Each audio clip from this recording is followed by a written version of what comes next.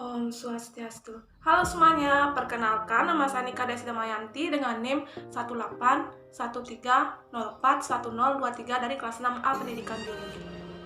Pada video kali ini, saya akan membahas mengenai sistem sirkulasi.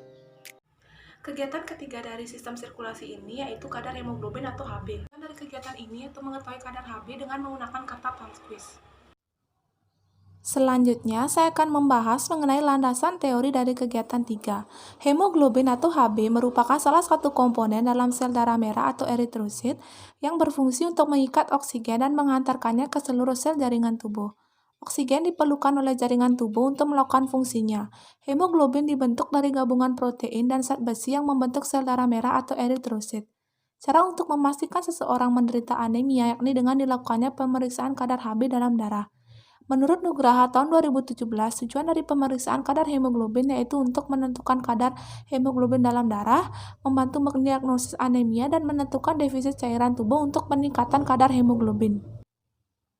Terdapat beberapa cara yang dapat digunakan untuk pemeriksaan kadar hemoglobin dalam darah. Yang pertama yaitu metode Thalquish. Warna merah yang menempel pada kertas saring Thalquish dibandingkan dengan warna standar yang tersedia pada buku Thalquish. Standar menunjukkan kadar Hb dalam persentase. Kadar Hb 100% setara dengan 15,8 gram per dl. Alat-alat yang digunakan yaitu kapas, alkohol 70%, Blanchet Lat, kertas saring, dan buku Thalquish. Dalam pelaksanaan metode ini, pertama-tama dilakukan sterilisasi lokal dengan cara dioleskan kapas alkohol 70%. Kemudian dilakukan penusukan perifer atau dihapus tetesan pertama yang keluar. Teteskan darah pada kertas saring Thalquish sebanyak 1 tetes. Setelah kering, dicocokkan warnanya dengan standar warna yang ada pada buku Thalquish dan baca presentasinya. Metode ini dianjurkan untuk digunakan karena akurasinya kurang dan tingkat kesalahan antara 25-50%. Dan metode ini sudah jarang digunakan, kadang-kadang digunakan dalam keadaan darurat. Yang kedua yaitu metode Sahli. Hemoglobin diubah menjadi asam hematin, kemudian warna yang terjadi dibandingkan secara visual dengan standar warna pada alat hemoglobinometer. Dalam penerapan kadar hemoglobin, metode Sahli memberikan hasil 2% lebih rendah daripada metode lain. Alat-alat yang digunakan dalam metode ini antara lain spuit, hemometer Sahli, pipet pasteur, dan kapas atau tisu. Sedangkan untuk bahan-bahannya antara lain alkohol, HCl 0,1N, dan darah vena.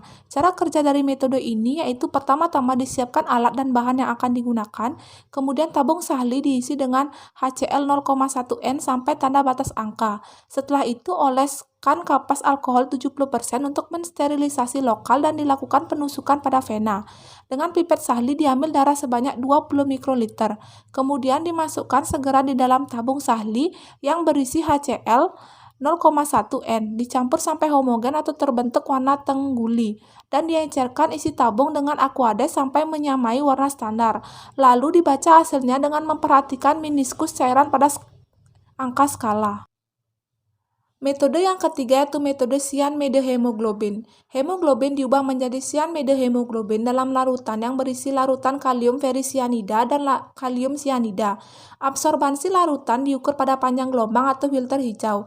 Larutan Drabkin yang digunakan pada metode ini mengubah menjadi cyanmedehemoglobin.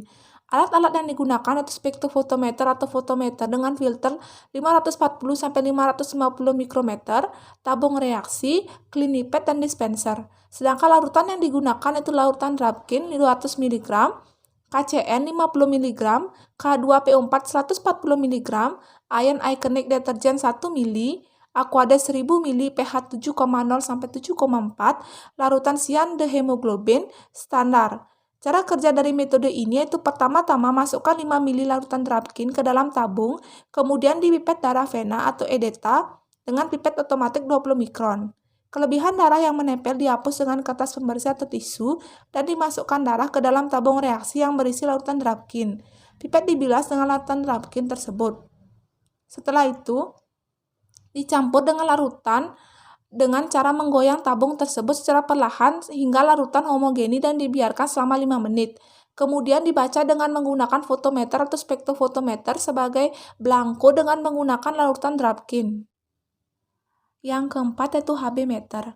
Hb meter memungkinkan pemeriksaan secara mudah dan juga bisa dilakukan oleh siapapun, karena alat ini tidak diutamakan keahlian dan sebagainya. Cara kerja menggunakan alat ini yaitu pertama-tama baterai dimasukkan dan mesin dinyalakan. Kemudian diatur jam, tanggal dan tahun pada mesin.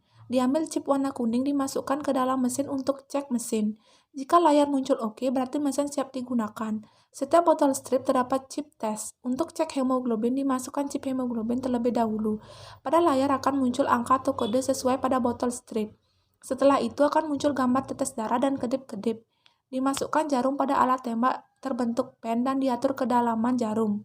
Pergunakan tisu alkohol untuk membersihkan jari. Ditembakkan jarum pada jari dan tekan agar darah keluar. Darah disentuh pada strip dan bukan ditetes di atas strap.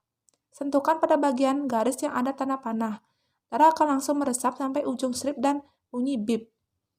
Ditunggu sebentar, hasil akan keluar beberapa detik pada layar. Kemudian cabut jarum dari kancing juga stripnya dan dibuang. Alat dan bahan dari kegiatan ini, yang pertama itu buku ajaran anatomi fisiologi manusia dan sumber lain yang relevan. Yang kedua, informasi narasumber. Yang ketiga yaitu bacaan dari majalah, surat kabar maupun internet. Prosedur kerja dari kegiatan ini yaitu menjawab pertanyaan yang didapatkan pada buku ajar, informasi narasumber, dan bacaan dari majalah, surat kabar maupun internet. Kemudian, saya akan menjawab pertanyaan yang terdapat pada LKM kegiatan 3. Pertanyaan yang pertama yaitu apakah kelemahan masing-masing cara pengukuran kadar Hb? Kelemahan masing-masing cara pengukuran kadar Hb yaitu pertama, metode kertas Salquist. Metode ini tidak digunakan lagi karena tingkat kesalahan pemeriksaan mencapai 30-50%. Salah satu faktor kesalahan adalah standar warna yang tidak stabil atau tidak dapat mempertahankan warna asalnya dan mudah memudar karena standar berupa warna dalam bentuk kertas. Yang kedua, metode Sahli. Terdapat beberapa faktor kesalahan yang dapat terjadi pada metode Sahli, antara lain, yang pertama, tidak semua hemoglobin di rumah menjadi asam hematin seperti methemoglobin, sulfhemoglobin, dan karboksimoglobin. Alat-alat yang digunakan juga dapat menjadi faktor kesalahan. Warna standar yang sudah lama, kotor, atau dibuat oleh banyak pihak sehingga intensitas warna standar berbeda. Yang ketiga itu faktor kesalahan juga dapat terjadi ketika pemeriksaan. Misalnya pemipetan kurang tepat, pemakaian batang pengaduk yang terlalu sering digunakan untuk menghomogenkan pengenceran. Pertanyaan yang kedua yaitu apa fungsi Hb? Jawabannya, hemoglobin atau Hb merupakan salah satu komponen dalam sel darah merah atau eritrosit. Fungsi hemoglobin yaitu pertama, mengikat oksigen dari paru-paru menuju ke seluruh jaringan tubuh dan membawa kembali karbon dioksida dari seluruh sel ke paru-paru untuk dikeluarkan dari tubuh. Yang kedua, mengatur pertukaran oksigen dan karbon dioksida dalam jaringan tubuh. Yang ketiga, mengambil oksigen dari paru-paru kemudian dibawa ke seluruh jaringan tubuh sebagai bahan untuk metabolisme dalam sel. Yang keempat, membawa karbon dioksida dari jaringan sebagai hasil atau sisa metabolisme dan dibawa ke paru-paru untuk dibuang. Dan yang kelima, sebagai indikator untuk menentukan seseorang kekurangan darah atau tidak. Pertanyaan yang ketiga yaitu apakah yang terjadi jika tubuh kekurangan Hb? Jawabannya, jika seseorang mengalami kekurangan Hb, maka akan menyebabkan beberapa gejala atau tanda-tanda yaitu mudah lelah, sakit kepala, penurunan konsentrasi, dan sesak nafas. Jika hal tersebut berlangsung lama, maka akan menyebabkan penyakit anemia atau kekurangan darah. Anemia merupakan kondisi ketika tubuh kekurangan sel darah merah yang sehat atau ketika sel darah merah tidak berfungsi dengan baik. Hal ini akan menyebabkan jaringan dan organ tubuh lainnya tidak mendapatkan cukup oksigen. Hal ini membuat penderita anemia cenderung memiliki wajah pucat dan mudah lelah. Pertanyaan yang keempat yaitu faktor apakah yang umumnya merupakan penyebab kekurangan Hb? Jawabannya, faktor yang menyebabkan kekurangan Hb yaitu pertama ada kekurangan zat besi untuk pembentukan eritrosit dan Hb, yang kedua ada kekurangan asam folat, yang ketiga ada kehilangan banyak darah akibat luka, yang keempat ada anemia atau kekurangan eritrosit akibat berbagai faktor misal genetik, yang kelima ada kelainan pada sumsum tulang, kekurangan asupan vitamin B12, zat besi, dan lain-lain. Kemudian yang keenam ada hipotiroidisme, yaitu produksi hormon tiroid dalam jumlah sedikit. Yang ketujuh ada kurangnya hormon tiroid menyebabkan penurunan aktivitas sumsum tulang, sehingga produksi eritrosit dan Hb pun menurun. Dan yang terakhir itu kanker darah dapat menyebabkan penurunan kadar Hb karena komplikasi atau kelainan pembentukan eritrosit akibat kanker tersebut. Pertanyaan yang kelima yaitu faktor-faktor apakah yang mempengaruhi kadar HB seseorang? Jawabannya, menurut Wiwik tahun 2008, faktor-faktor yang mempengaruhi kadar HB yang pertama yaitu kehilangan besi sebagai akibat dari pendarahan menahun yang dapat berasal dari saluran cerna, saluran genitalia wanita, saluran kemih, dan saluran nafas. Yang kedua ada faktor nutrisi sebagai akibat kurangnya jumlah besi total dalam makanan atau kualitas besi yang tidak baik. Makanan yang banyak mengandung serat, rendah vitamin C, dan rendah daging.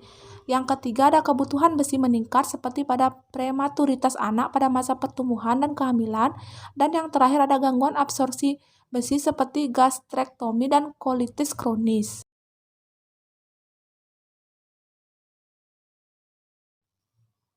Itulah tadi penjelasan saya mengenai materi sistem sirkulasi untuk kegiatan 3. Mohon maaf jika ada salah-salah kata, akhir kata saya ucapkan terima kasih.